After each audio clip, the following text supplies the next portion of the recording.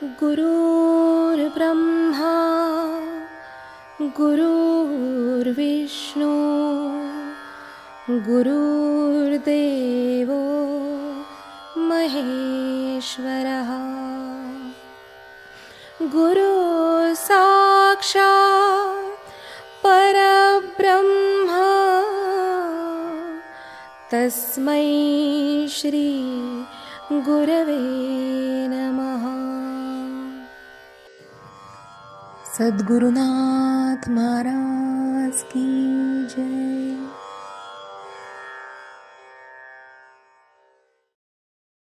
ज्ञानेश्वर महाराज पुढे काय म्हणतात बघा, पै सर्व भावेशी उखिते जे ओपिले मद चित्ते जैसा गर्भगोळ उद्यमाते कोण्याही नेणे। ज्याप्रमाणे गर्भगोळ उद्यमाते कोण्याही नेणे।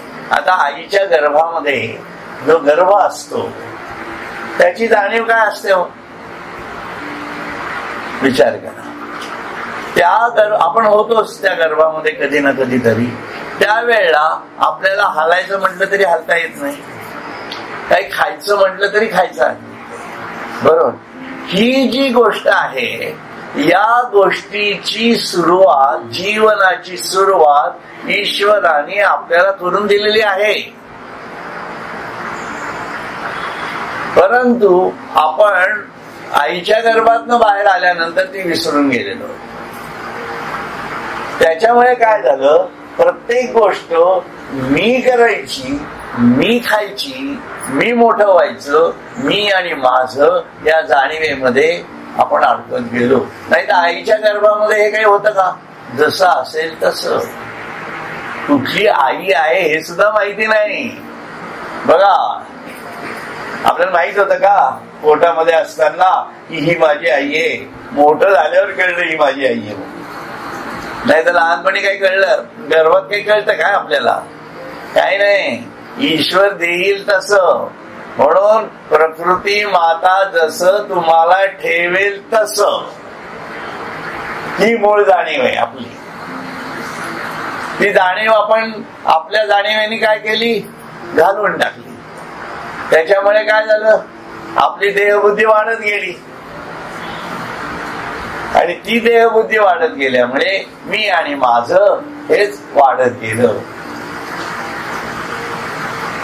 त्या दृष्टीने ते काय म्हणतात, ज्याप्रमाणे गर्भातील पिंड आपल्या करता कोणताही प्रयत्न करीत नाही।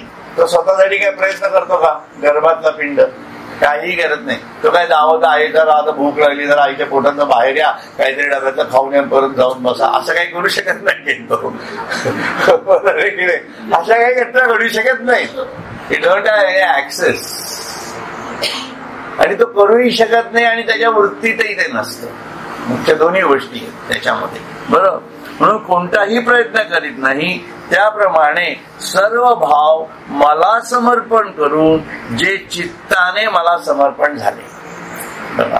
म्हणून सर्व भावे त्या आपल्या चित्ताने ईश्वराला समर्पण होणं ही मूलगामी परिवर्तनाची प्रक्रिया आहे, लक्षात घ्या। तुम्ही जर साधना करत असाल, आपण जर साधनेचे अभिलाषी असू, आपल्याला जर सद्गुरूंची कृपा हवी असेल, तर लक्षात घ्या की या वृत्तीने आपण जगायला लागलो असू तरच गुरुकृपा होणार, अन्यथा गुरुकृपा होणार नाही। कारण हे परिवर्तनच आहे, असंच आहे ते। तात्पुरत्या तुमच्या अडचणी एखाद्या वेळा ते येईल पुढे किंवा मागे झालेलं आहे की त्या देवदेवतांचं तुम्ही विशिष्ट जर केलं तर ते देऊन टाकतात, जा चला तुझं माझा मार्ग वेगळा, तुला घेऊन टाक, काय पाहिजे ते, विषय संपला, तुझं तू हे कर। म्हणून मी मागे सुद्धा म्हटलं होतं की हनुमंत हा स्त्रियांना लवकर पावतो। स्त्रियांनी हनुमंताची भक्ती करावी, भक्ती करावी म्हणजे काही मागायचं असेल तर, अन्यथा ज्ञानयुक्त भक्ती करायला हरकत नाही हनुमंताची, परंतु मागणी असेल तर हनुमंताकडे करा, तो देऊन टाकतो। बायकांना लाईक घेऊन टाक, काय तुझ्या मनात आहे घेऊन टाक, गमतीचा भाग आहे, सोडून देऊ। म्हणून समर्पण करून जे चित्ताने मला समर्पण झालेले आहेत त्यांच्यासाठी तैसा मी वाचून काही आणि गोमटेची नाही मदची नाम पाही जिनेया ठेविले. त्याप्रमाणे माझ्या वाचून ज्यांना काहीच गोड वाटत नाही व जगणे हे नाव ज्यांनी मलाच ठेवले म्हणजे माझ्या प्रेमाकरताच ते जिवंत राहतात. बघा, त्याप्रमाणे माझ्या वाचून ज्यांना काहीच गोड वाटत नाही, म्हणजे आईच्या गर्भामधला जो गर्भ आहे त्याची जी राहण्याची जाणीव आहे, म्हणजे तो कुठल्याही गोष्टीसाठी प्रयत्न करत नाही. त्याप्रमाणे ती व्यक्ती, मी म्हणतो ठीक आहे ना, आतापर्यंत आपण नाही जगलो तसे, पण आता तर आपल्याला कळलंय, हे या वयात तर कळलंय, काय हरकत नाही. म्हणजे उशीर का होईना, परंतु आपल्याला हे लक्षात आलं असेल की आईच्या गर्भामध्ये आपण आहोत, तसं या ब्रह्मांडाच्या गर्भामध्ये प्रकृती मातेच्या गर्भात आपण बसलेलो आहोत असं समजा थोडक्यामध्ये. आणि काहीही करायचं नाही. तो गर्भ कसा काहीही करत नाही, तसं काहीही करायचं नाही. पण करायचं काय ते पण सांगितलंय. माझ्या वाचून ज्यांना काहीच गोड वाटत नाही, म्हणजे सतत ईश्वरासाठीच आपलं जगणं, आपलं वागणं, आपल्या सर्व वृत्ती, आपलं मन, बुद्धी, चित्त, अहंकार शरीरासह, कारण ते शरीर बाकी कुठल्या कार्यात जायलाच नको. अक्षरशः म्हणजे 1 महिना 2 महिने असं वेड्यासारखं लोकांना दिसून नये म्हणून आपल्या घरात राहायलाही हरकत नाहीये. आपण काय करतो आहोत ते कळू दे असं वाटत असेल समजा, पण हा प्रयत्न करायला काही हरकत नाहीये. आणि समजायचं काय की या प्रकृती माता, कारण आता जी काही आई आहे ती आपली प्रकृती माताच आहे.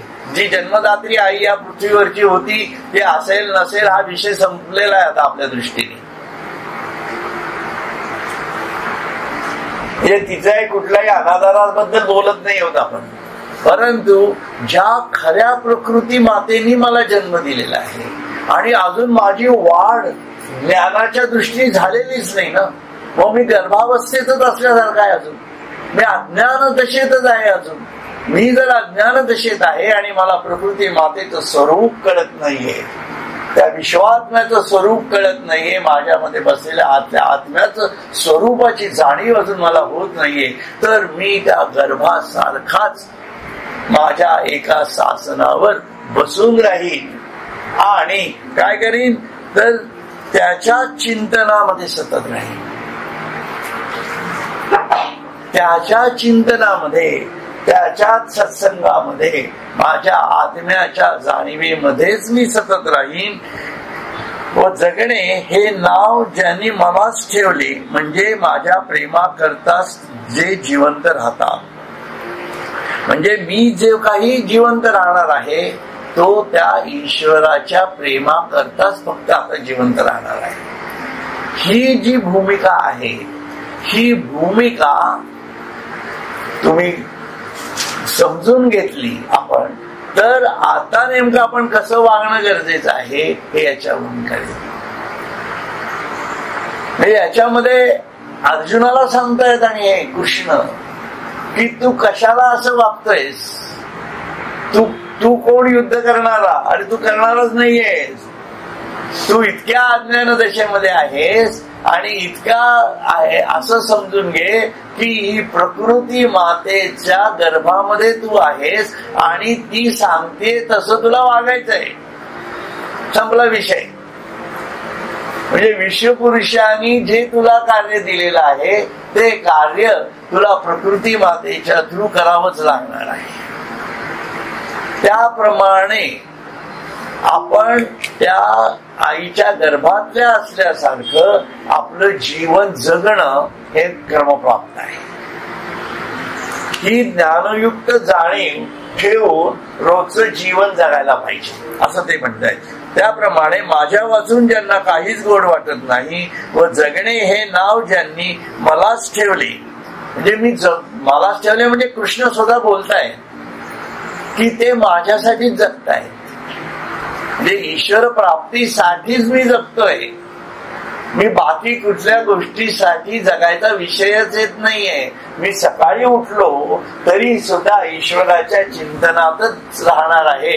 मी संध्याकाळी दुपारी जरी असलो तरी सुद्धा ईश्वराच्या जाणीवेत राहणार आहे. आणि मी काही कर्म करणारही नाहीये. मला काही करायचंच नाही. मला पैसे मिळवायचेच नाहीये. I cross line on that point. हे मी जे रिटायर्ड लोक झालेले त्यांच्यासाठी सांगतोय.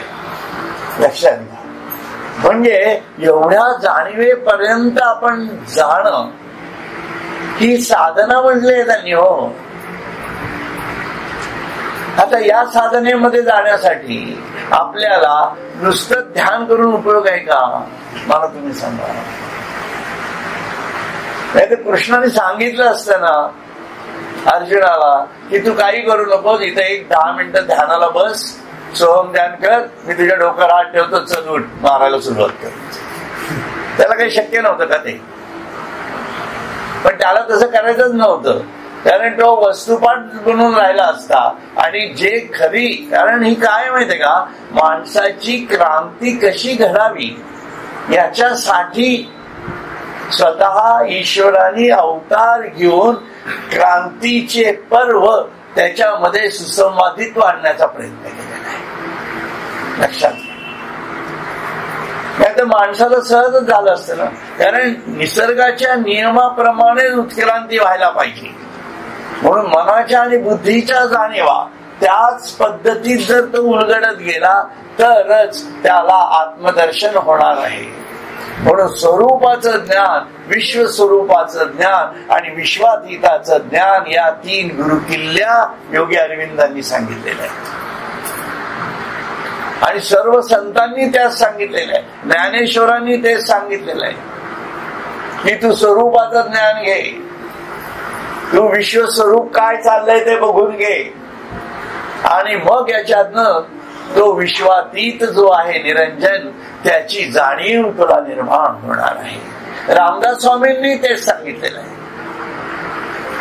रामदास स्वामींच्या सुद्धा जाणीवा अशाच प्रकारच्या आहेत की त्यांनी तो हिरण्यमयी कोशात तुमच्या ज्याला गुण माया, गुणक्षोभिणी माया वगैरे हा सर्व विस्तार आणि शेवटी मनुष्य जन्मापर्यंतची जाणीव, 84 लक्ष योनींची जाणीव आणि यातनं चालणारा उलटा प्रवास, हे सर्व तत्वज्ञान लक्षात घ्या. आणि या तत्वज्ञानाच्या पायऱ्या ईश्वराने तयार केलेल्या आहेत. कारण ही सर्व निर्मिती पुस्तकात मांडलेली असली तरी ऍक्च्युअली घडतीये. त्याच्यामुळे अनुभूती नाही असं कसं म्हणतोय आपण? आपल्या समोर लावलेल्या बीजातनं झाड कोंब पाहून पुढे येत आहे.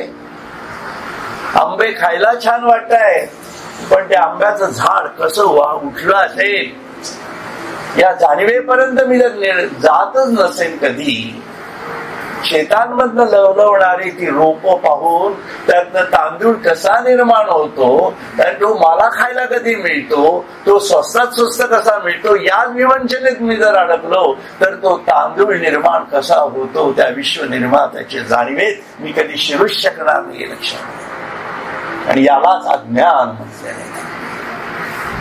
म्हणून या प्रत्येक गोष्टीमध्ये ईश्वराने दाखवून देतोय, पण माझी बघण्याची भूमिका जर नसेल तर मला अनुभव देऊन सुद्धा ज्ञानच नाहीये. आणि मी बसलोय इथं ध्यान करत की मला अनुभव कधी मिळेल. अरे देतोय ना तो. तू बघ की ब्रह्मांडाकडे डोळे वटारून स्वतःच्या आत बघ, तुला कळेल तुझ्या 4 कप्प्यातनं कशा प्रकारे रक्त वाहत आहे आणि त्याच्यामधनं ते परिवर्तन कसं घडतंय, कोण घडवतंय. स्वतःचा तरी अभ्यास कर. मी जन्मापासून आतापर्यंत माझ्या आयुष्यात किती पेशी आल्या किती मेल्या, माझं मला गणित कळत नाहीये. सगळं यंत्रवत चाललेलं आहे. म्हणून ती यंत्रवत माया मला वाटतेय. परंतु त्या मायेला सुद्धा, त्या अज्ञानाच्या जाणीवेला सुद्धा कुठेतरी ज्ञानाच्या अभिप्सा आहेत, लक्षात ठेवा. या भूमिकेतनं आपल्या जीवनाकडे सुद्धा आपल्याला बघता यायला पाहिजे. म्हणून हे स्वरूपाचं ज्ञान, विश्वस्वरूपाचं ज्ञान आणि त्याच्यातनं होणाऱ्या पराशक्तीच्या जाणीवेतनं त्या विश्वातीतापर्यंत जाण्याचं समज येणं, त्या ज्ञानाच्या अभिप्सेनी जात राहणं, यालाच आत्मज्ञानाचा प्रवास म्हटलेला आहे. म्हणून अध्यात्म म्हणजे माझा आत्मा काय आहे हे समजून घ्यायचं असेल तर या सर्व गोष्टी समजून घेता यायला पाहिजे. कारण ही त्याची निर्मिती आहे. आपण आपल्या आई वडिलांना कसं समजून घेतो? आपली पोरं आपल्याला कशातनं समजून घेतात? आपल्या कृतीतनं समजून घेतात ना. माझा बाप काय आहे, तो किती मोठा आहे, किती लहान आहे, किती पैसेवाला आहे, किती गरीब आहे, हे सर्व पोरं बोलत नाहीत, पण ते समजून घेत असतात. कशावरून? आपल्याच कृतीवरून. तीच गोष्ट आहे की हा परब्रह्म जो आपल्या सर्वांचा वडील आहे असं म्हणा, पुरुषोत्तम आहे, तो पुरुषोत्तम कशा प्रकारे कार्य करतो आहे तो दाखवतोय. आणि कार्य सातत्याने दाखवतो आहे. मला फक्त बघण्याची बुद्धी होत नाहीये. दृष्टी पण आहे मला, पण बुद्धी नाहीये. असंच आहे ना सगळं गणित. या भूमिकेतनं अध्यात्माचा अभ्यास, परमार्थाचा अभ्यास होतो. आणि तो जीवन जेव्हा जगायला लागतो तेव्हा ती समर्पणाची जाणीव तयार होते. ते समर्पण तेव्हा तयार होणार आहे. त्या भूमिकेतनं तो माझ्या प्रेमा करताच सतत जिवंत राहतो. कारण तो हापापलेला आहे. त्याला फक्त ईश्वराचं प्रेम हवं. कारण तो परम प्रेम स्वरूप आहे. तुकाराम महाराज कशासाठी जगत होते? पांडुरंगाच्या प्रेमासाठीच जगत होते ना. नामदेव महाराज कशासाठी जगत होते? पांडुरंगाच्या प्रेमासाठीच होते ना. ज्ञानेश्वर महाराज सुद्धा कशासाठी जगले? त्या परब्रह्माच्या प्रेमासाठीच जगले ना. म्हणजे जीवन जे आहे ते त्याच्या प्रेमासाठीच जगलं गेलं पाहिजे असं ते म्हणतायत. असा जो मनुष्य असतो तो ऐसा अनन्य गतिके चित्ते चिंतित साते माते जे उपासिती तयाते मीची सेवी. असे जे अनन्य चित्ताने माझे चिंतन करीत. बघा चिंतनाला किती महत्व आहे बघा. आणि आपण नेमकं ते टाळतो. हे मागे सुद्धा सांगितलेलं आहे. श्रवण मनन चिंतन. आपण श्रवण करतो, मनन आणि चिंतनात जातच नाही. जाऊ दे अशा प्रकारे आपला किती ऐकलं असेल आतापर्यंत आपण? तत्वज्ञान किती ऐकलं असेल बघा की. आतापर्यंतच्या आयुष्यात पण खूप ऐकलेलं आहे, पण त्याचा काही उपयोग झाला का असं विचारलं तर त्याचा उपयोग काहीच झाला नाहीये. कारण आपण पुढच्या स्टेप्सच कधी केल्या नाही. चिंतन केलं नाही, मनन केलं नाही, कधी लिहून काढलं नाही. मला काय आवडलं ते सुद्धा लिहिलं नाही मी. एवढा मी माझ्या आवडीच्या बाबतीत सुद्धा आळशी आहे. फक्त मला आईस्क्रीम आणून दिलं तर खायला आवडतंय. असंच घडतं की नाही बघा ना. आपण कधी नोट्स काढल्यात का आपल्या आयुष्यात? शाळेत कंपल्सरी ते परीक्षा पास व्हायची असते म्हणून काढतो आपण, बरोबर. पण एरवीला आपण एकांतात नाहीच करत, कधी काही अभ्यासच करत नाही. त्यामुळे श्रवण मनन आणि चिंतन याच्या पुढेच निधिध्यास सुरू होणार आहे. निधिध्यास कशाचा? त्या ईश्वराच्या प्रेमाचा निधिध्यास. त्यामुळे या जाणीवेतनं तो पुढे जातो. असे जे अनन्य चित्ताने माझे चिंतन करीत माझी उपासना करतात, याला उपासना म्हटलेलं आहे. उपासनेचा महाआश्रय, उपासने वीण निराश्रयो असं म्हटलेलं आहे. म्हणून रोज कुठली ना कुठली तरी उपासना ही आयुष्यात घडलीच पाहिजे. आणि संपूर्ण 24 तासाचं जीवन जर उपासना झालं तर त्याच्यासारखं आनंदाचा क्षण नाही लक्षात. त्यामुळे त्याच्या भक्तीतच राहण्यामध्ये जो आनंद आहे, तुकाराम महाराज सुद्धा हेच म्हणतात ना शेवटी, की तुझ्या भक्तीतच मला राहू दे. देव भक्त असे द्वैत, ते द्वैत राहू दे, पण कसं अद्वैत्व न खंडिता, या भूमिकेतनं. म्हणून उपासना करतात त्यांची मी सेवा करतो. कृष्णाचं अभिवचन आहे, लक्षात घ्या. आपल्याला भगवान गोपाल कृष्ण आवडतात का? हो आवडतात. तुम्ही काय करता? दर काय बुधवार करतात का रविवार करतात कृष्णासाठी मला माहित नाही. परंतु असं करतो आम्ही. मग वर्षातनं एकदा कृष्णासाठी ते गोकुळाष्टमी असते, त्यावेळेला आम्ही उत्सव करतो, घरात सर्वांना जेवायला बोलवतो वगैरे वगैरे वगैरे सर्व प्रकारचे करतो. पण भगवान कृष्ण स्वतः सेवा करायला येतात. कुठल्या व्यक्तीसाठी त्याची माहितीच नाही. आपल्या जाणीवेत काय, मी कृष्णाची सेवा करणार आहे. कृष्णाची सेवा नाही करायची, कृष्णाची उपासना करायची. लक्षात, रामाची उपासना करायची. आणि कशी करायची तेही त्यांनी सांगितलं आता. म्हणून त्याच्या चिंतनामध्ये, त्याच्या मननामध्ये, त्याच्या सत्संगामध्ये, म्हणजे सतत अहम आत्मा कधीची विसरू नये. आत्म्याचा संग हाच खरा सत्संग. लक्षात, खरा सत्संग. पण आत्मा कळला पाहिजे. त्याच्यासाठी आत्मा कळत नाही, त्याच्यामुळे आपण आपल्या जीवात्म्याच्या सत्संगात असतो. जीवात्म्याचा सत्संग काय आहे? मी आणि माझं आलं, देहबुद्धीच्या जाणीवा, हा जीवात्म्याचा सत्संग आहे. आत्म्याच्या सत्संगात जातच नाही, त्याच्यामुळे वैश्विक स्वरूपच कळत नाही कधी.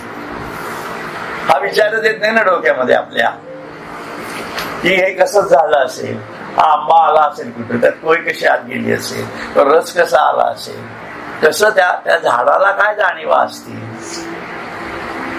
म्हणून या प्रत्येक गोष्टीच्या मुळात कुठं ना कुठेतरी जायला पाहिजे. म्हणून अष्टधा प्रकृतीचा अभ्यास रोजच्या रोज घडला पाहिजे. साधनेतून का न घडावा? पृथ्वी, आप, तेज, वायू, सत्व, रज, तम, माझ्या आतमध्ये कसं आहे, बाहेर कसं आहे, हे सतत अभ्यासाच्या जाणीवाच्या लक्षात घ्या. त्याशिवाय त्याच्याशी एकाकारता होणारच नाहीये ना. आपलं दुसऱ्याशी मन जुळतं केव्हा जुळतं? त्याचे जेव्हा आपले काही जे 36 गुण असतात समजा, असं म्हणा, बरोबर, असं काहीतरी ते ज्योतिषशास्त्र सांगतं, तर त्याच्यातले 20-25 गुण जुळले तरी सुद्धा जोडी चांगली समजून घेऊन जाते, असं म्हणतं ज्योतिषशास्त्र. म्हणजे काय? पण आपल्याला या विश्वाशी कधी जुळलंच नाहीये. आपलं ब्रह्मांडाशी जुळलं का कधी? ऊन जास्त झालं की हाय हाय होणार, पाऊस जास्त झाला की परत रडगाणं वेगळंच आहे, आणि थंडी वाजली की रडगाणं वेगळंच आहे. म्हणजे काहीही झालं तरी आपलं त्याच्याशी सूत जमतच नाही. सूत केव्हा जमतं? जेव्हा मला बरं वाटतं ते. म्हणजे माझं सूत जे जमतंय ते फक्त माझ्या देहबुद्धीच्या जाणीवेचं जमत आहे. आणि त्या देहबुद्धीच्या जाणीवेच्या आड जो येईल, उद्या माझी बायको आली, उद्या माझा मुलगा आला, कोणीही नातेवाईक आला तरी मी धाडकीने बाजूला करणार आहे त्याला. तू नकोयस, संपला विषय, एवढे माझं. कारण ती गुणात्मकता जाणीवची जोपर्यंत माझ्यात ईश्वराबद्दलची तयार होत नाही तोपर्यंत गुणसाम्य अवस्थाच येत नाही. आणि तो गुणसाम्य अवस्थेमध्ये आहे, तो त्रिगुणांच्या पलीकडे आहे. लक्षात. आणि मला माझ्यातल्याच गुणांबद्दल मला अजून माहिती नाहीये धड. मला राग कधी येईल हेच मला सांगता येत नाही. अशा सर्व गोष्टी आहेत. म्हणून साधकाला किती अवेअर व्हायला पाहिजे हे याच्यातनं. आणि हे सगळं अर्जुनाला सांगता येतं कृष्ण, अर्जुनाच्या दृष्टीने सांगतायत. म्हणजे या भूमिकेत तू जर गेलास तर ते एकवटुनी जिये क्षणी अनुसरले का माझी वाहनी, तेव्हाची तयांची चिंतवणी मजची पडली. माझ्याशी ऐक्य पाहून व सर्व इंद्रिये, मन, बुद्धी या सर्वांचे व्यापार माझ्या ठिकाणी लावून बघा, मन बुद्धी यांचे व्यापार हे सतत व्याप करत असतात. बुद्धी सतत इकडे तिकडे चळवळ चालू असते. मन तर कुठेही भटकतच असतं. बुद्धी एकीकडे चालली आहे, मन एकीकडे चालले. सर्वांनी अनुभवलेल्या गोष्टी. अनुभव नाही कशाला म्हणायचं आपण? अज्ञानातले तर सर्व अनुभव आहेतच आहेत आपल्याला, बरोबर आहे. म्हणून मन बुद्धी या सर्वांचे व्यापार माझ्या ठिकाणी लावून, म्हणजे हे व्यापार माझ्या ठिकाणी लावले पाहिजेत ना. आणि व्यापारच जर करायचा प्रयत्न आला तर त्यांनी ईश्वराचाच व्यापार करावा, जे आपण ध्यान वर्गात सांगतो. आणि नेमकं प्रॉब्लेम काय येतो? लोक मन बुद्धी शांत राहावा असा विचार करतात. आणि नेमकं मन आणि बुद्धी हे इतके रजोगुणात्मक आहेत की मन आणि बुद्धी कधीच स्थिर होत नाही. तुम्ही स्थिर करायचा प्रयत्न केला तरी स्थिर होत नाही. 25-25, 30-30 वर्ष होतात, साधना करतात लोक, पण मन आणि बुद्धी स्थिरच होत नाही. गुरुकडे जातात, काय करू सांगा? गुरु म्हणतात वाचा. वाचा म्हणजे काय? मनन चिंतन निधिध्यासन जाणीवेतच जात नाही होत आपण. मन हे फिरणार जे आहे हे फिरणार आहे, पण ते ईश्वराच्या जाणीवेतनं फिरलं पाहिजे. ब्रह्मांड निर्मितीच्या जाणीवेत गेलं पाहिजे. विश्वातीताच्या जाणीवेत गेलं पाहिजे. माझ्या मनाच्या विविध टप्प्यांच्या जाणीवेत माझं मन जेव्हा जातं, ते जेव्हा इंट्युटिव्ह माइंड लेवलला जाईल, ते जेव्हा इलिमेटिव्ह माइंड वर जाईल, ते जेव्हा अबोध मनाच्या जाणीवेमध्ये जाईल, तेव्हा त्या मनाला कुठे ना कुठेतरी वरच्या स्तरावर जाण्याचा विचार सुरू होणार आहे. लक्षात. नाहीतर तो अधोमानसिकतेतच राहणार आहे कायम. म्हणून मन आणि बुद्धी स्थिर करायचा प्रयत्नच करू नका. फिरतायत ना मन बुद्धी, तर बुद्धीच्या जाणीवेमध्ये, विचारांमध्ये ईश्वराचं संपूर्ण ब्रह्मांड निर्मितीचं सूत्र कसं चाललेलं आहे याचा विचार करा. स्वरूपाचा अभ्यास करा ध्यानात, काही फरक पडत नाहीये. पण जे घडेल ते ईश्वराचं चिंतन घडेल. लक्षात ठेवा, फक्त जप करणं म्हणजे ईश्वराचं चिंतन नाहीये. हे जपाच्या पुढच्या लक्षणांच्या जाणीवेमध्ये आपण जायला पाहिजे कुठं ना कुठेतरी. राम म्हणजे नेमकं काय स्वरूप आहे आणि तो आतमध्ये माझ्यात कसा बसला आहे हे एकदा बुद्धीने समजून घेऊयात ना. ध्यानात का असेना, पण समजून घेऊयात ना.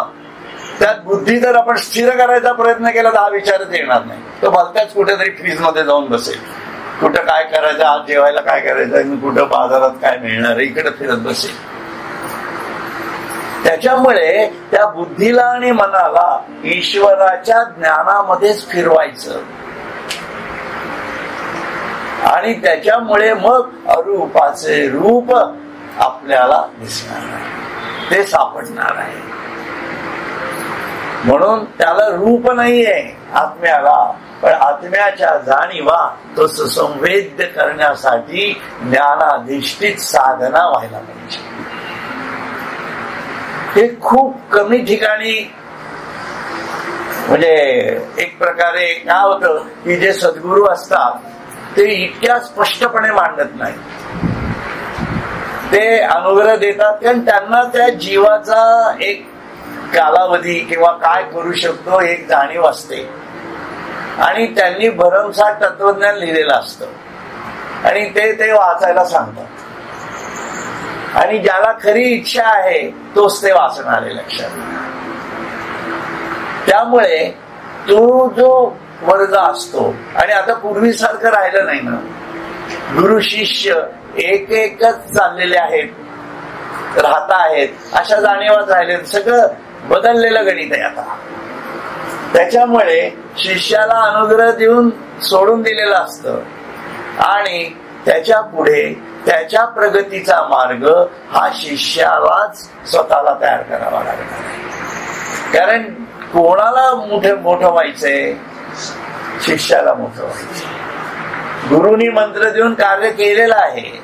आणि तसही आपण जन्म घेताना, तुम्ही गुरुपुत्रात लिहिलेलं आहे, जन्म घेताना आपण ईश्वरा करता जन्म घेतलेला असतो. हे प्रकृती मातेपाशी आपण अभिवचन दिलेलं असतं, तिने मंत्र दिलेला असतो, तिने सांगितलेलं असतं ओम तत्वम सोहम सहा. तू म्हणजेच आत्मा आहे, तू म्हणजे सोहम आहेस, तू म्हणजेच ईश्वर आहेस हे समजून घे या जन्मात. परंतु मायेचा परिसर परत इतका वाढत जातो की आपण ते विसरून जातो. म्हणून या जग पृथ्वीवरचे जे गुरु असतात ते फक्त त्याला स्टिम्युलेट करतात. कारण मूळ जाणीवच ही आहे की मी ब्रह्म आहे आणि सर्व खरविदम ब्रह्म. या जाणीवेतनच सर्व निर्मिती झालेली आहे. वेगळ्या अनुग्रहाची गरजच काय, असं योगी अरविंद म्हणतात. म्हणून अरविंदांनी कोणाला अनुग्रह दिलेला नाही, जय कृष्णमूर्तींनी अनुग्रह दिलेला नाहीये. म्हणजे बाकीच्यांनी दिला ते चुकलं असं नाही म्हणण्याचा भाग आहे. परंतु त्या जाणीवांपर्यंत जाण्यासाठी, कारण शेवटी कसं आहे, आज सकाळी एकाशी माझं बोलणं झालं की हा जो बदल झालेला आहे, कारण हे सर्व तत्वज्ञान एकेकाळी खूप ठराविक लोकांपुरतच मर्यादित होतं. ठराविक लोक म्हणजे जे अध्यात्माचे जाणकार होते त्यांच्या पुरतेच मर्यादित होते, आणि ज्याला ईश्वर प्राप्तीची तळमळ आहे त्यांच्यासाठीच आहे. आजही हे सगळं ओपन आहे. ज्ञानेश्वरी काय आपणच वाचली पाहिजे असं काही नाही, कोणी वाचू शकतं. पण किती लोक वाचतात हो? अगदी म्हटलं जातं की हे पूर्वी अगदी एका बांधून ठेवलेलं होतं वगैरे. अरे त्याची गरज असणारे लोकच कमी आहेत, आणि एवढं समजून घेऊन सुद्धा साधना करणारे लोक तर खूपच कमी आहेत, आणि त्यातही पूर्णपणे त्याला समजून घेणारे विरळेच आहेत. म्हणजे काय पर्सेंटेज झालं? मग ते माहिती असलं काय सर्वसामान्य लोकांना आणि नसलं काय, फरक काय पडतोय? म्हणून बाकीच्या सर्वसामान्य लोकांना तुम्ही आपली पूजा करा, हे करा, ते करा, ठीक आहे, इतपत मर्यादित स्वरूप आहे, ते तुम्ही करत राबवू. पुढे काय जेव्हा तुम्हाला त्या खऱ्या उत्स्फूर्त जाणीवा उत्क्रांत होत जातील, कारण हा उत्क्रांतीचा नियम आहे परमार्थ. हा ज्याला त्या जाणीवेतनं, आत्मशोधाच्या जाणीवेतनं जो प्रगल्भ होत जाईल त्याला ते याची देही याची डोळा मिळणार आहे. पण ज्याच्या आत्मशोधाच्या जाणीवा प्रगल्भ नाही आणि ज्याची बुद्धी अग्रबुद्धीच्या जाणीवेपर्यंत पोहोचू हात घालू शकत नाही, त्याला याची देही याची डोळा हे कदापि शक्य नाही. हेही तितकेच खरं आहे. म्हणून आपल्या आत्मशोधाच्या जाणीवा प्रगल्भ करणं अत्यंत गरजेचं आहे. त्यालाच योगी अरविंद अभिप्सा असं म्हणतात. आणि मग कुठल्याही स्वरूपामध्ये ईश्वर येतो आणि त्याला त्याच्या सर्व गोष्टींबद्दलच्या जाणीवा देऊन जातो. असं काही समजायचं कारण नाहीये की एखादीच व्यक्ती येऊन ती माझा गुरु म्हणजे तीच मला ते देईल असं समजण्याचं काही एक कारण नाहीये.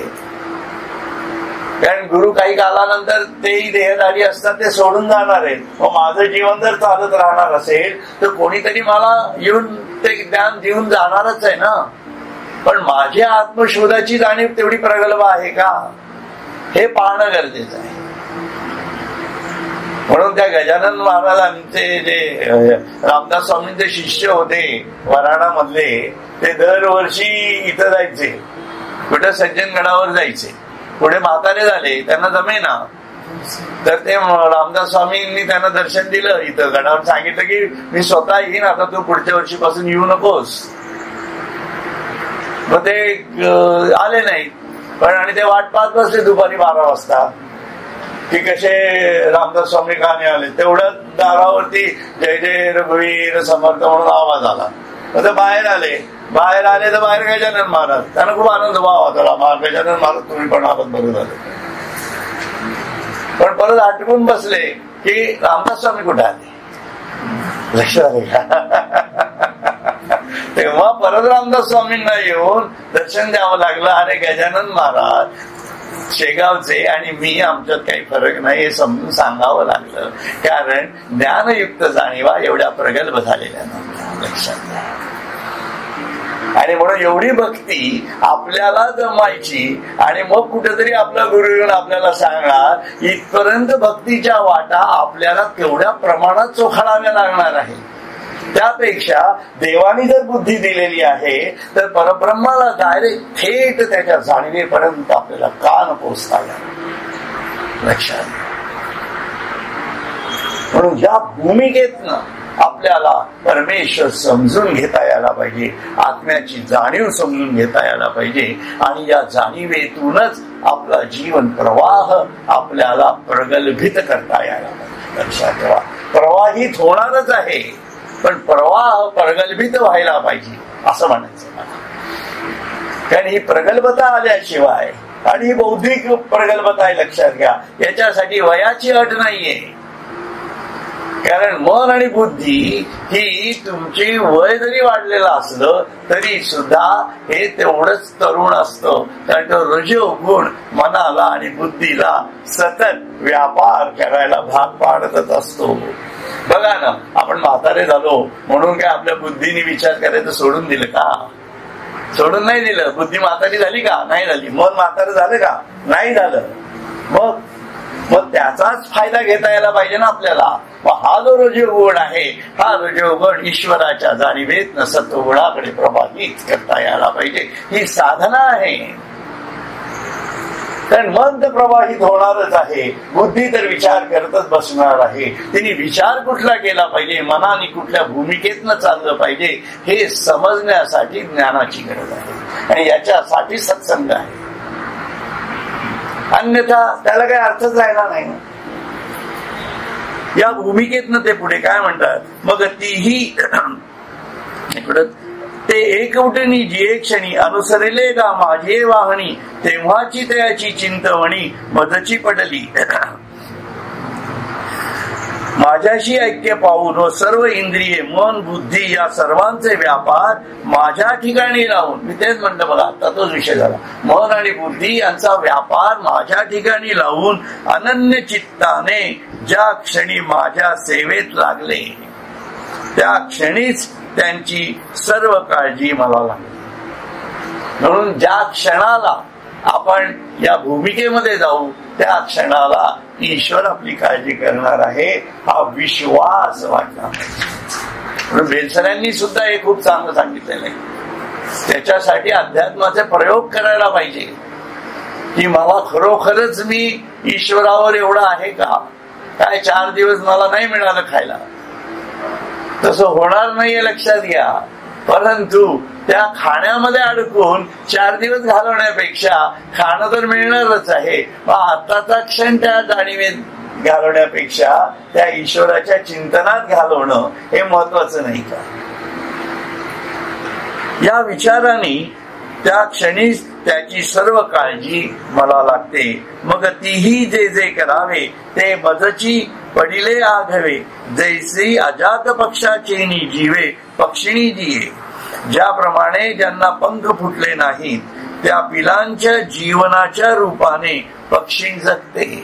बघा, पक्षी जगते ती कोणासाठी जगते? त्या पंख ज्यांना फुटलेले नाहीये त्या पक्ष्यांसाठी ती जगते, बरोबर? किंवा पिलांचे जीवनच पक्षिणीचे जीवन असते. तिचं जगणं हे पिलांसाठी जर आहे तर ते जीवन पिलांचं झालं ना, असं म्हणतात, जीवन होऊन जाते. त्याप्रमाणे भक्तांनी आपल्याकरता जे जे करायला पाहिजे ते ते सर्व मीच करतो. म्हणून आपण आपल्याकरता जे जे काही करायचं आहे ते सर्व ईश्वरच करतो आहे असं समजणं फार महत्वाचं आहे. म्हणून ईश्वर आपली काळजी घेत आहे या जाणीवेत राहणं फार महत्वाचं आहे, लक्षात घ्या. आणि ही जाणीव हळूहळू तयार होते. म्हणून आपुली तहान भूक नेणे, तानया निकेते माऊली सची करणे, तैसे अनुसरले मद प्राणे, तयाचे सर्व मी करी. लहान मूल आपली तहान भूक काही जाणत नाही, त्याची सर्व चिंता आईलाच करावी लागते. त्याप्रमाणे सर्व जीव प्राण मला अर्पण करून जे माझी उपासना करतात त्यांचे सर्व मीही तितक्याच प्रेमाने करीत असतो. हे तोच विषय आहे त्यांनी सांगितलेला. म्हणून ईश्वरच आपलं सर्वत्र पाहत असतो हे मानसिकता साधकाला तयार करावी लागते, लक्षात घ्या. नाहीतर आपल्या मनामध्ये कायम आपल्यासाठी दुसरे लोक करत आहेत ही जाणीव आहे, ईश्वर करतो आहे असं नाहीये. दुसरे करतायत, मग मी त्यांच्यासाठी काहीतरी करायला पाहिजे. मग त्या भूमिकेतनं आपण करत जातो. वयस्कर लोकांना असं होतं की आपला मुलगा आपल्याला सांभाळतोय, मग त्याच्यासाठी आपल्याला काहीतरी करायला पाहिजे, ही जाणीव तयार होते. पण आपला मुलगा आपल्याला सांभाळतोय ही जाणीवच न ठेवता ईश्वरच त्याच्या स्वरूपातनं मला सांभाळतोय, ही भूमिका. म्हणून ईश्वराला त्याच्यामध्ये आणि जाणीव ईश्वराची व्हायला पाहिजे. म्हणजे आपल्या कुटुंबियांना आपल्याला ईश्वर स्वरूपामध्ये बघता पण यायला पाहिजे. आपण त्याला मुलगा म्हणून पाहतो, नातू म्हणून पाहतो, आपण त्याला आपल्या आसक्तीच्या स्वरूपातनं पाहतो. कारण सर्वम खलु इदं ब्रह्म ही जाणीव तयार होत नाही, कारण आपल्या स्वतःमध्ये आत्मज्ञानाची जाणीव नाहीये. त्यातलं जे गुपित आहे ते हे आहे की आपल्याला स्वतःला माहिती नाही की आपल्या आतमध्ये एक पुरुषोत्तम बसलेला आहे. ते ब्रह्म म्हणजे मीच आहे ही अजून खुणगाठच नाहीये, याची प्रचिती येत नाहीये. त्यामुळे हा सर्व पुढचा व्यवहार अज्ञानमय होऊन जातो. म्हणून त्या माझी सायुज्याची चाड तरी त्याची पूर्वी कोड, त्या सेवा म्हणती तरी आड प्रेमसुये. माझ्या परमभक्तांना माझ्या ऐक्याची इच्छा असली, सायुज्याची म्हणजे ऐक्याची असली, तर तीच त्यांची इच्छा मी पुरवितो आणि माझ्या सगुण स्वरूपाची प्रेम भक्ती सेवा करावी अशी इच्छा असल्यास त्यांच्या अंतःकरणात परम प्रेम प्रगट करतो. एवढी ग्वाही दिलेली आहे. आता ही नेमकी ग्वाही काय आहे याचा विचार आपण पुढच्या याच्यामध्ये करणार आहोत. सोमवारच्या लेक्चर मध्ये आपण हा पुढचा विचार करू, कारण हा विचार खूप मोठा आहे. कारण ही प्रत्यक्ष कृष्णाने दिलेली ग्वाही आहे सायुज्य मुक्तीची. आणि सायुज्य मुक्ती काय आहे हे याच्यावरून आपल्याला चांगल्या रीतीने समजून घेता येणार आहे. म्हणून हा विषय अजून पुढे वाढेल. त्याला किमान एक अर्ध्या तासाचा तरी अवधी आपल्या पुढच्या श्लोकांमध्ये राहील. म्हणून आपण आता इथे थांबूया. कारण काय आहे, हा 9वा अध्याय आहे ना, हा संपूर्ण राजगुह्य, राजविद्या, राजगुह्य याचं तत्वज्ञान प्रत्यक्ष परब्रह्माने सांगितलं. हे गुह्य सांगतायत सर्व. म्हणून आपण कसं जगलं पाहिजे हे जर कळायचं असेल तर 9वा अध्याय आपल्याला अत्यंत मार्गदर्शक आहे, लक्षात घ्या.